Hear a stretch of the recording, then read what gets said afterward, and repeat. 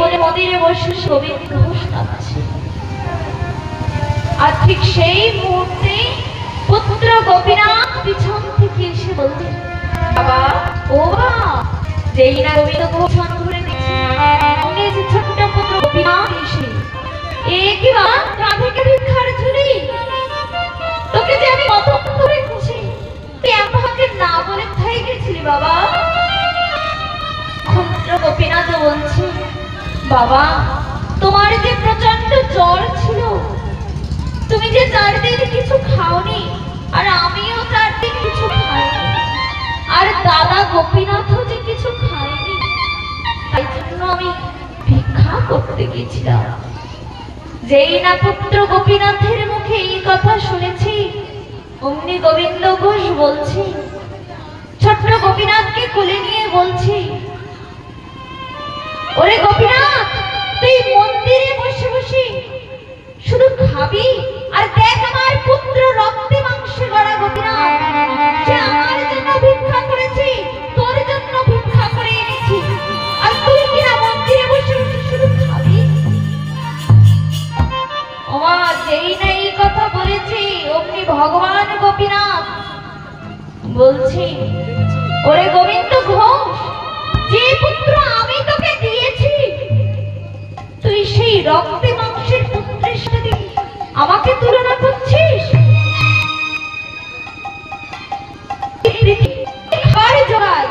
আর তুই কিনা আমাকে অবজ্ঞাকে এই রক্ত মাংসের পুত্রের সাথে আমাকে তুলনা করলি। তবে শোন গোবিন্দ, 7 দিনের মধ্যে তোর পুত্রের মৃত্যু হবে।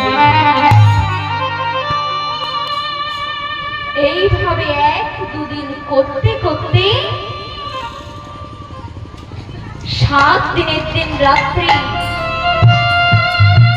গোপীনাথ ঘুম ভেঙে উঠে চিৎকার করে বলছে, পিতা পিতা, একবার ওঠো না পিতা, আমি যা সহ্য করতে পারছি না এই যন্ত্রণা, আমার সারা গা থেকে যে রক্ত ঝরছে, একবার ওঠো না পিতা। পিতা গো, ও গো পিতা, একবার চেয়ে দেখো, সারা অঙ্গ দিয়ে রক্ত কেমন ঝরে গো, পিতা পিতা গো।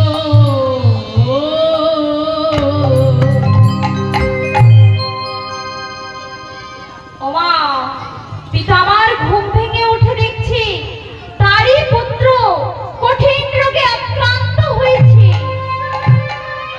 সারা গা থেকে রক্ত ঝরছে, বিষচিকা রোগে আক্রান্ত হয়েছে।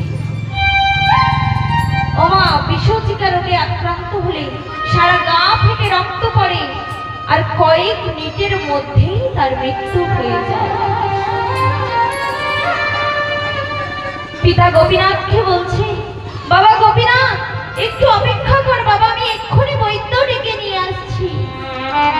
তখন ছোট্ট গোপীনাথ বলছে, না বাবা, আমার যে যাওয়ার সময় হয়ে গেছে বাবা, তুমি একটু এগিয়ে এসো না বাবা, আমি যে কিছু দেখতে পাচ্ছি না, আমি তোমার চরণে একটিবার প্রণাম করতে চাই, তুমি একটু এগিয়ে এসো। এই বলে ছোট্ট গোপীনাথ পিতার চরণে প্রণাম করে পিতার চরণে আশ্রয় নিল। ছোট্ট গোপীনাথ মারা গেল। ছোট্ট গোপীনাথকে বুকে জড়িয়ে ধরেছে গোবিন্দ ঘোষ, ছোট্ট গোপীনাথকে বুকে জড়িয়ে ধরে কাঁদছে। কাঁদতে কাঁদতে ভগবান গোপীনাথের কাছে গিয়ে বলছে, গোপীনাথ, তুমি আমার পুত্রটাকেও নিয়ে নিলে, আজ থেকে আমি আর তোমার সেবা করব না। আজ আমি সারা জনম তোমার সেবা করে কিনা এই ফল দিলে তুমি আমায়, আজ থেকে আমি তোমার আর সেবা করব না। এই বলে গোবিন্দ ঘোষ গোপীনাথের আর সেবা দেয় না। গোপীনাথ, ভগবান গোপীনাথ বলছে, গোবিন্দ, যে বাবার দুটো ছেলে আমি যে